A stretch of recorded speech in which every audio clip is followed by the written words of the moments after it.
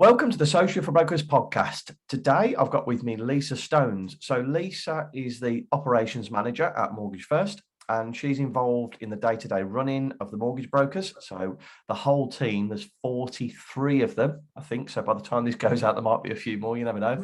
So Lisa's job is to make sure the company runs as efficiently as possible. Now, the reason I wanted to get Lisa on today was firstly to bring attention to successful women in the industry. And Lisa's got an announcement about an award that she's won, which is incredible. But I also wanted to speak to her about how she's bringing financial education to local schools. And Lisa's kind of going to talk through the steps of how she's got into the schools and what she talks about on the day-to-day basis with these schools. So you could do the same in your local area. So I know this is going to bring so much value to people because it's something I'm a huge believer in, talking about financial education in schools, but it'd be great to get some other mortgage brokers on board as well. So without further ado, I welcome Lisa onto the podcast. Thanks very much for coming on, Lisa. Hello, thank you for having me. You found a room away from the office. Yes, I'm in the room and I've got the window shut so it's not too noisy. So I'm going to be melting by the end of this. I think. Before this started, actually, we were talking about hay fever, weren't we? That it's been struggling today. And that's it. We moan when it's hot. But we love it when it's hot as well. So yeah, exactly. So Mortgage First, they've actually got, because we've had John Stones on the podcast, we've had Paul Lewis as well, and Lisa and I started chatting about socials a while ago, and you were just like, I'm really up for this. I want to speak about women in the industry because it's something that I'm quite passionate about speaking, because there's nobody out there that is talking about this, and there's a reason that you are in the industry because you've won an award, haven't you? Yeah, so just found out I've been named as an elite woman in the industry. Mortgage Introducer wanted to produce a list of elite women in the industry to sort of recognize women that are doing different things, whether for their communities or, to raise awareness of women in the industry or diversity, whatever it may be. And I've obviously been put forward and been named. I think there's 64 of us in the list. So no, it's amazing, really. And my background isn't financial services, to be recognised for that when I'm not an advisor, I've not got CMAP, I've not been in this industry. I've been in this industry for 6 years, so not a long time at all.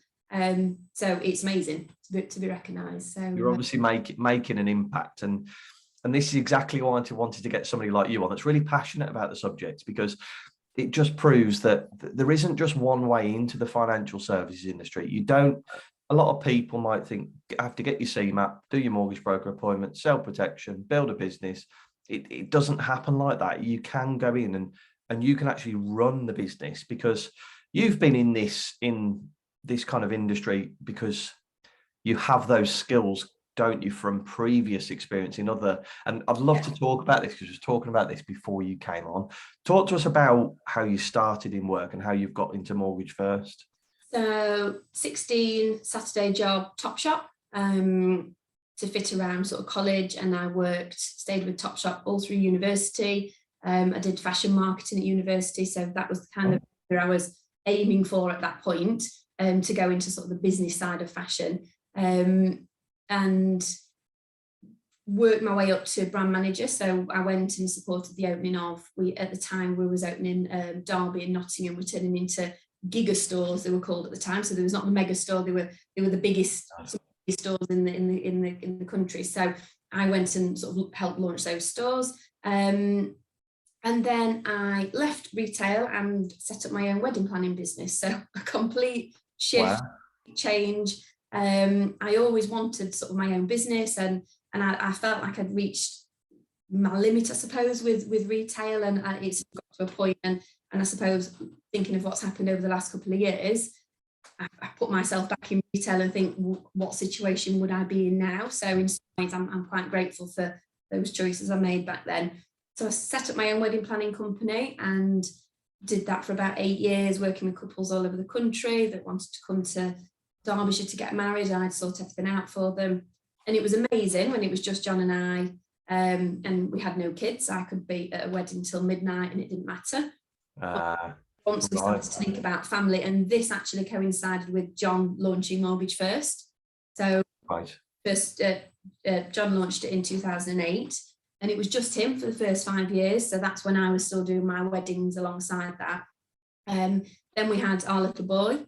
So again, life just changes completely. So slowed down a little bit and worked at a boutique hotel as one of their wedding coordinators. So still but in a bit more of a controlled way rather than sort of my own business. And then John got to a point with Mortgage First where he'd taken on his first administrator and the first 2 or 3 advisors, and he couldn't do everything. He was working 6 days a week, and at this point we had 2 young children. So he sort of said, come and work with me, let's do it together.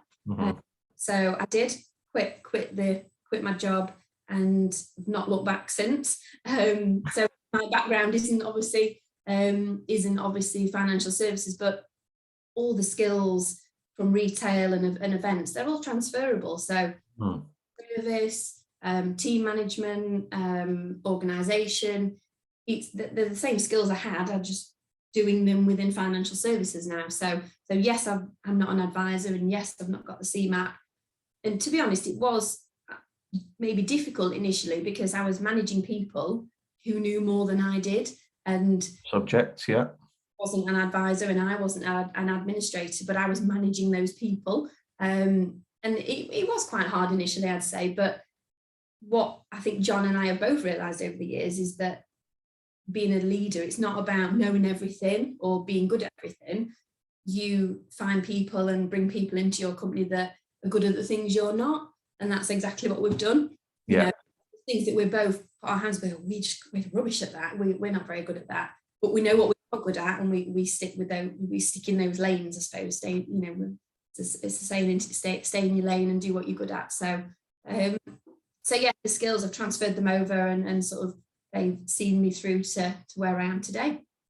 So talking about where you are today, because it is, you can see how you're obviously very good at organisation, because wedding planning and especially setting up stores, and I know how many moving bits there are with that. What does your day-to-day look like, to give somebody an insight that might thinking getting into the industry but doesn't maybe want to go down the traditional mortgage broker route? What does your day-to-day look like at the minute? So it has evolved massively over the years. Initially, when I started with the company, I very much helped John with the day-to-day management of, you know, paying bills, sorting out the commissions, making sure we had coffee in the office, all the little things that come with the day-to-day running. And it's evolved into being the sort of operations director now. I still oversee all the finance. I still kind of manage the accounts department and all the money coming in and out. So I am in control of the purse strings, so John always says. But I'm still responsible for all the marketing. So everything you see out on social is all me. But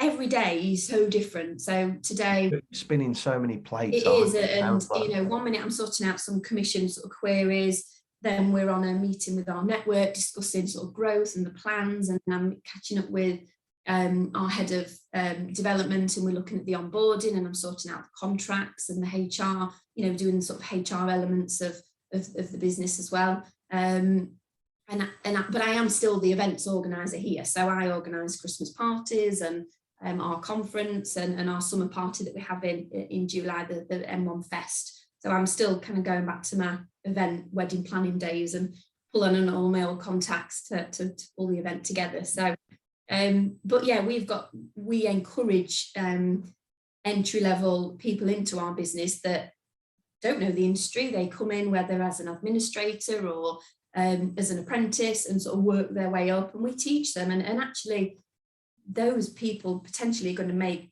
amazing advisors one day, want to do that because they've learned absolutely everything. They've learned what it's like to sit on hold to the free legals, and they've learned what it's like to deal with the estate agents and the lenders and the sorting the bank statements. You know, they've experienced all of that. And then if they want to progress and do the CMAP, and then we're right behind them with that. So. What I really like, and we spoke about this before we came on the podcast, is that you said we will hire people that don't have any experience because you've done exactly the same. Yeah. So it's almost like a lot of companies, and there's no right or wrong way of doing it, but a lot of companies will be like, right, we want a fully trained mortgage broker purely because so we can bring them in and they come with their own back book and we can let them do what they need to do. Because as a mortgage broker, you're very busy. Whereas the way that you set up the structure at Mortgage First is you've got all the support and the different levels, which enables somebody to come in brand new that you can devote the time to train them. And that's something that needs to be shouted about, that look, you don't have to have any experience in this industry, but we can get you to that. Absolutely. And we do both. We look for experienced advisors who come in. We've got 4 going through the application process at the minute. They come in, hit the ground running, start writing business. And we've got a 19-year-old apprentice downstairs who is doing his business administration course with us. He wants to be an advisor, so let's see how his journey evolves over the next couple of years. We've got a couple of ladies who have been with us 5 or 6 years now and have worked up through different roles, so they're in sort of senior positions now and sort of overseeing teams of administrators or looking after the accounts. So there's different avenues. It's not all about being a broker. It's not all about being an admin. There's other things within that. So yeah, to anybody who wants to get into the industry, there's ways in. Ways in, yeah. Don't think that it's a direct, you have to be a broker and that's it. There's loads of different opportunities, especially if you are a woman in the industry, because it's something that I'm really passionate about and bringing people to the forefront. But it's getting more women into the industry, that it's not all kind of like old guys in white suits. You know what I mean? Old white guys in suits anymore, in old grey suits. It's not sat in a bank. You've got, and I'm sure you're probably the same in your company, there's probably some of my clients that kind of caps and tattoos and beards and chilling on the sofa while she's doing an appointment. And that's the way business, that's who I would like to do business with. Yeah, it really doesn't matter. And having that split team, that split sort of workforce, that we've got the men and the women. I'm always aiming for that 50-50. We don't want more than one of the other. We want both, because everybody brings something to the table.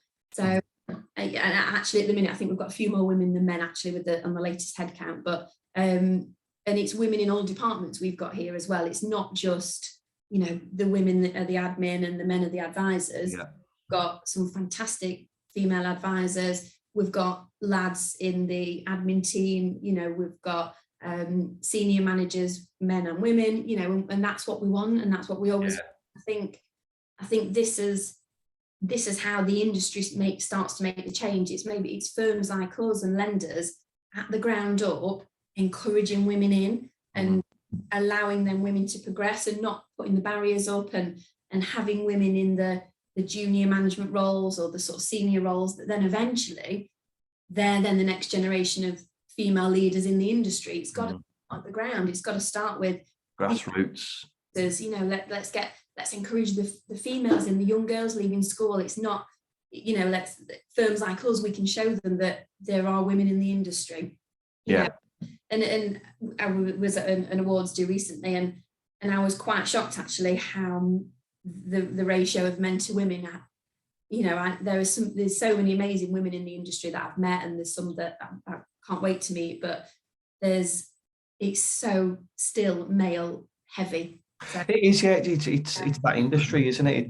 But it'll take a few years, and it's not that it's a bad thing. It's just that I want to make it very open that there are women in the industry. That I mean, the way I want it to be is that the people I have on the podcast, your inbox is open. If there's somebody of thinking get into the industry, or there's a girl that's an admin that's thinking of becoming a mortgage broker, and could come to you and go, look, what do I actually do? How do I get there? What steps? Because my company hasn't given me that opportunity to do it, but they could look up to you and go, wow, I'd like to be Lisa one day running the show. Do you know what I mean? And be able to manage everyone. But that's it's something that I'm going to be talking about quite a bit, but it's great to hear it from you. But what I want to get onto, what I'm really excited to speak about, because I've been a huge advocate of this, is getting financial education in schools. Because once you told me this, I was like, Lisa, I could have you on the podcast for hours, but I'm gonna have to try and get it in for the next kind of 18 minutes.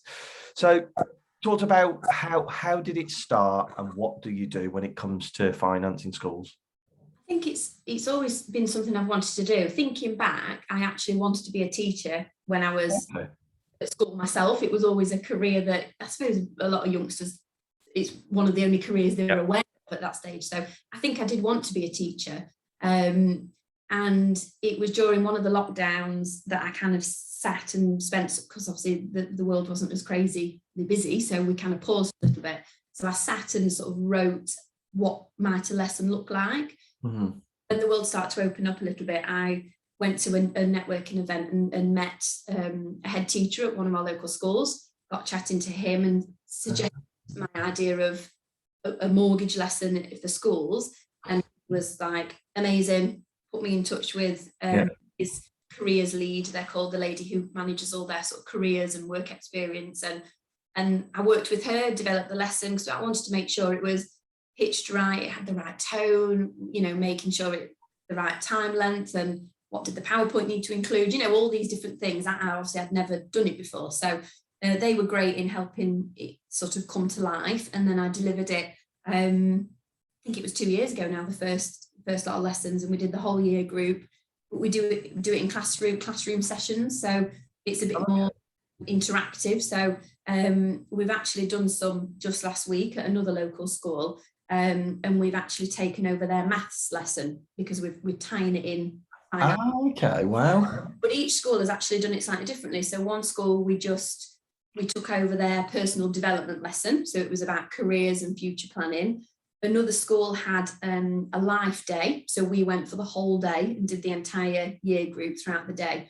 And that day was also doing things like talking to colleges and universities, and we were there as a careers and finance planning. So we deliver it in the classroom, and I try and make it as real as I can. So I always include a house that's for sale in the town where the school is. We've just done, half the kids went, "Oh, that's my mate's house." Okay. So it was a house that was on the street of where the school was. So it makes it real. We wasn't talking about this fantasy house in London with a swimming pool. It was real for them. And we talked about how much that house was, how much it would cost, different salaries, what you'd need to earn to be able to get a mortgage. So it's actually, sorry to interrupt you, it's actually talking through how a mortgage works. Yeah. So we go through the basics of sort of what a mortgage is, and we get them to, I'm so amazed by how much the kids knew, the 13, 14-year-olds, and thinking back to when I was that age, I don't think I had an idea what even the word was or meant, let alone, what it referred to. So then we talk about, we do some sort of scenarios and different salaries and different deposits, and then we get them to sort of do some math, so it ties into their sort of curriculum.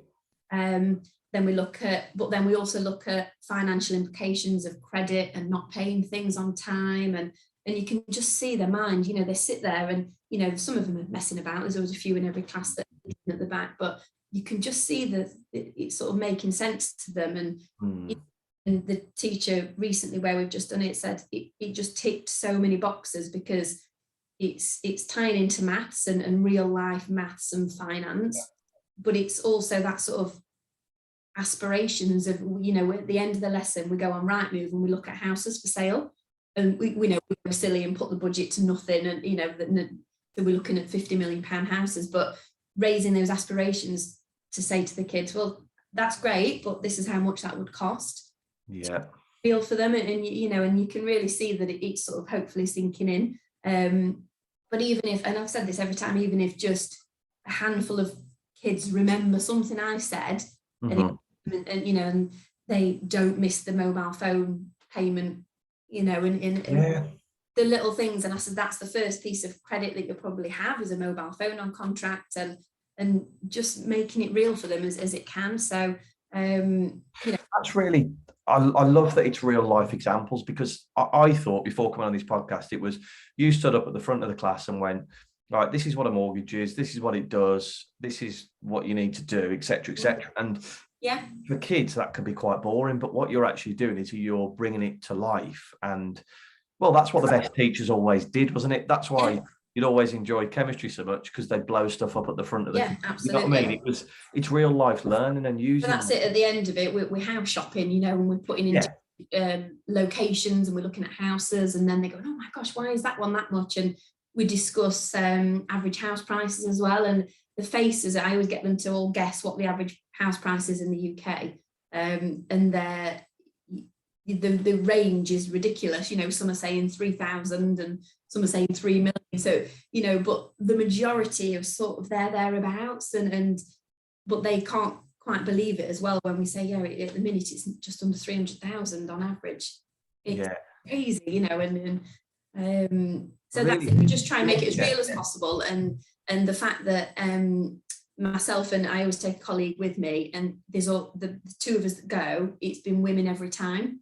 So again, to sort of also talk about, because at the end of it we talk about careers in our industry as well. So hopefully just the fact that those of us that are there are women, we're talking about what we do, and we're talking about the different careers. Again, hopefully it's encouraging some of those students to maybe contact us about an apprenticeship, or, you know. Yeah, that's it. So we're sort of ticking that box as well of, you know, we're raising the awareness of our industry, that it is for women. Look at us, you know, we're here stood in front of you, you know, talking about what we do. So, but I absolutely love it. I come out of the lesson and I'm kind of buzzing, you know, I've got that feeling, and just think, I've done my little bit, you know. It just feels so. I just wish I could make 10 more of me and do as many schools as possible, but that's the plan. We want to sort of cascade across all the schools in our area. So and the Derbyshire Careers Hub, they've contacted me recently and asked me to become an enterprise advisor. So what that means is they're going to partner me with a school, and I'm going to help that school with their careers program and sort of linking employers and future jobs and things. So, you know, I just love it. You know, I think I'm just secretly wanting to be a teacher, really. So it's going to be like, it's going to be the mortgage first school release. I've got so many questions that I want to ask you about this, but I think the first one I'd like to ask is, well, how long is the lesson to start with? How long do you have with the students? So they're either 50 minutes to an hour. Mm-hmm. Right, okay, so it's a proper lesson. It's not, proper lesson. You're just doing a presentation for 10 minutes. No, full on lesson. So we do sort of a bit of an intro. We talk about us, we talk about what a mortgage is, and then we go into the sort of maths exercise where they're working out cost of mortgage, and then we kind of discuss it, and then it tends to lead into lots of questions of, oh, my dad's got a buy-to-let, and, oh, you know, they all start shouting things out. So it tends to lead into all sorts of discussions about credit cards and all sorts. So we just go with the flow at that point. And then we always finish on the house shopping at the end. So love that. And do you think something like that could be done virtually? Yeah, I think so. We did discuss it during the sort of, lost track, but one of the lockdowns we discussed it, because we planning to go into the course, and we were going to do it virtually, but I suppose you would get the best from it being in front of the kids. You can see the one that wants to ask something but don't put the hand up, and the ones that always shout out, I'll always pick on them, and, you know, and ask them to do something for me. So I think you get much more interaction and the sort of back and forth if you're in front of them. And they're just a normal classroom size, so between sort of 20 and 30, I'd say, in there. But there's always a teacher with me, so they help if there's anybody that will being silly. That's why I asked that, because I think something like that, excuse me, done virtually, I don't think it has the same punchiness. You know what I mean? With you being at the front of the class, going on Rightmove on the screen, and as you said, calling the students out, I just think that interaction is so important, especially with what kids have been through in the last couple of years with COVID. To have somebody in there, for me, if I had a day at school, I'd be like, oh well, I've got English first period, I've got PE, I've got science, but then fourth period, I've got a lady coming in to talk to me about mortgages and credit, and that would be quite sad, isn't it, really? But it would be quite interesting to me, because I would think, this is actually something that's a life skill rather than kind of like learning about Shakespeare or something. And that's it. And the kids obviously say, I sort of hear them saying, "Oh, this is better than maths," and because it's real life. And I try and make it as real as possible. And some of it might be scary for them, because it is scary. And I often say that our advisors have to explain this to adults on a daily basis, and most adults don't fully understand the whole. Yeah, good point. So for you guys to understand it a little bit is amazing. So, anything you can take away into the future, it is brilliant. So what would you say to a mortgage broker? Because I've spoken to loads of mortgage brokers that would love to do this. Where do you, if you're a brand new broker, what steps would you take to get your first lesson in a school? I think you just need to start locally and contact your local school, or maybe go to some sort of networking events, because lots of the networking I do locally, there is always somebody from schools there, because the schools want to work with employers and to help their children to work experience and things. So you will often find somebody from schools there. Obviously LinkedIn's great, you can search sort of schools and things on there. People who work within schools, and just approach them. But it is about those relationships. You like anything, you've got to get on well with these people. You've got to have that good relationship that they want you to come into school. So straight away, if they get an impression of you and think, I don't really, don't trust them or don't like, because remember, you're going into somewhere that exactly. So you've got to come across in a way that you seem like you genuinely care, and you're not just doing it for a sort of pat on the back. You're genuinely trying to help, sort of thing. I think schools will quite quickly realise, you're just there for the business. Tensions are. As a side benefit, of course, it's going to get you more business, because it only takes a conversation for the son or daughter in the class to go and speak to their parents to say, oh, we had so much mortgage first, and they're like, oh, right, that's easy, because they don't have to go and hunt out a mortgage broker.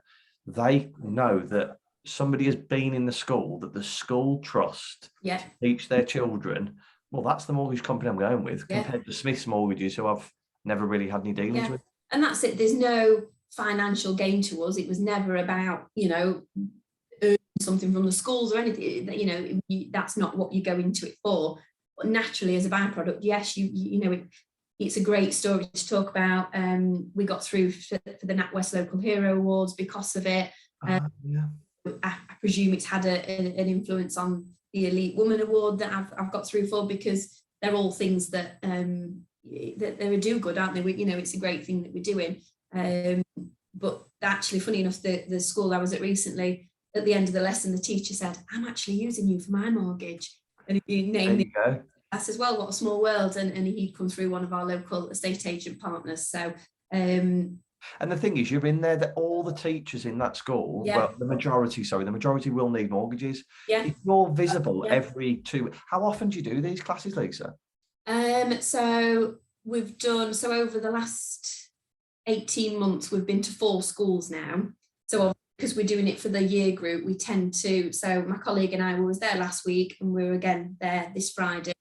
And we did 4 classes, and then we do another 4 classes. So it's not a massive commitment, it's just maybe a few hours every couple of months, and it does depend on each school, because some schools tie it in with their September personal development corp session. Right, okay, yeah. This school recently, they've tied it into maths, and the other school that did sort of they did a life day, they called it. So it was all sorts of things. That was in February. So it depends, and you've got to when schedule it into our diaries. So, but we'd love to, and actually more members of our team are wanting to get involved as well. So a few of our team have approached me and said, I'd like to do that next time you do it. So it's a great way, I suppose, for recruitment as well, isn't it? Yeah. Would I, as a mortgage broker, want to go and work for a company that does mortgages, and that's absolutely fine, or would I go to a company that's integrated in the local community? Yeah. I've got a passion for helping children. Well, I'd rather go there, because the infrastructure in place. I could talk about this for hours, but I want to speak about your social media as well, because you've been running the socials, and a big thing for me that I speak to a lot of our clients about is how you need to be social on social media. You upload a lot of personal content, like photos of the brokers. Can you explain to listeners why you do it, Lisa? Well, people buy people, don't they? And ever since Mortgage first started, we've never really been a face-to-face broker. We've always worked remotely, which obviously set up really well for when COVID hit. So our process didn't have to change. But we deal with hundreds of customers a month and they don't meet any of us. So we want our customers to think we're just this faceless sort of call center sort of vibe. We want them to know that we're a nice bunch of people. So to me, the personal stuff is more important than interest rates and what gets the interaction from people who follow us. That's what gets the comments and the likes, but like you say, it also helps with recruitment because it shows that we're a nice place to work, and everything we put on is genuine. We don't ever fake anything, if you know what I mean. We don't fake a photo of us all laughing in the office. It's all just genuine stuff that we put out. So hopefully advisors or admins or anybody wanting to come into the industry sees that and thinks, oh, that's a nice. That's interesting you said that, because we think of social media so much as a business generation tool, but actually it's quite important as a recruitment tool, isn't it? Like you're uploading. And when you say you like to introduce the brokers to people and the admin staff and everybody in the team, what kind of content do you upload to get those results? So we do sort of meet the team Monday. So every Monday, I've got about the next 6 all lined up ready. So every Monday, it's just a member of the staff, but it's a personal photo. It's not just the professional one that's on our website. It's on their holiday or playing football or with the kids. And then they just have to tell us their favourite things. So favourite food, holiday destination, it's almost a bit of fun. There's nothing serious to it. But it's just reminding people that we're just a nice bunch of people and we all love what we do and we're just trying to do a good thing. When somebody new joins us, I always do a more of a formal introduction of welcome to the team, this is their history, this is what they like doing at the weekends and stuff. But I think the balance of the both, it's kind of real, we're just real people. Yeah. With your social media content, do you find that one channel's better than the other for business gen or kind of recruitment, or do you find that it's across the board, it's split? So I think LinkedIn obviously is ultimately it's a recruitment site, a professional site. So a lot of our raising the awareness of our brand we do through LinkedIn and mainly to attract new advisors and new team members to join us.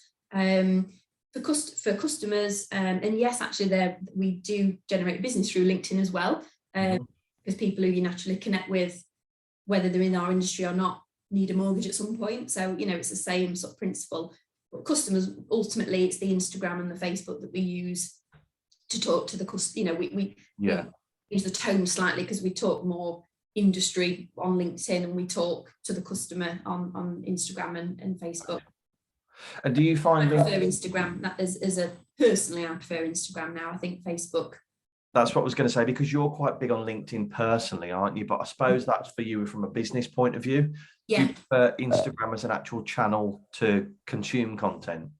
Yes, I think Instagram, and I always say this, that when I think back to sort of retail and weddings, those industries are very visual. There's always something you can take a picture of at a wedding, but our industry, it's not very sexy. There's nothing boring, isn't it? That's the mortgage industry. Boring. Yeah. So that's why we do all the personal meet the teams and I've bought everybody a coffee and donuts, or we're having a barbecue at our house. Whatever we're doing, we put that out there as the visual, because you that's what Instagram is, isn't it? Instagram's cool. So, and that's what you say, that personal content is something that you can talk about the company without talking about the products. And that's why it does. And this is why you're very big on it, and I speak to a lot of people about it, is you've got to be personal on social media. You can't just upload everything about business because people will turn off. But then you can't upload everything about personal, really, because people. You've got to do both. What you actually do, you've got to have that interspersed, haven't you, between the two? Yeah, really interesting. Right. Well, I think that brings to the end of the podcast.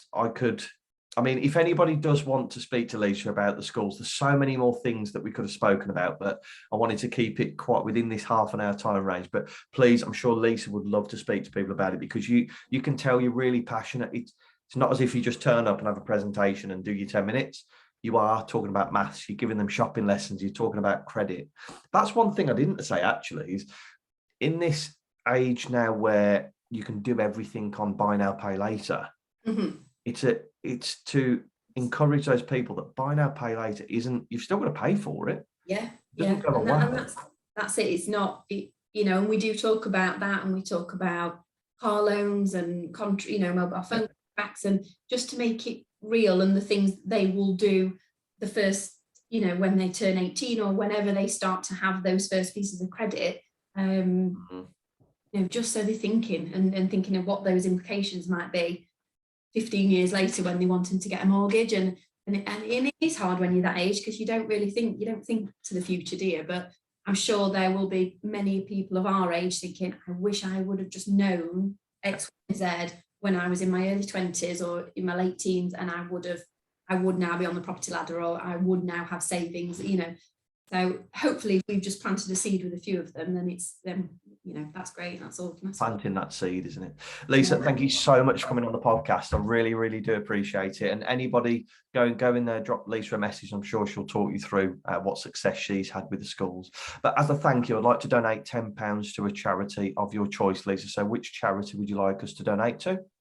So Cancer Research, if that's okay.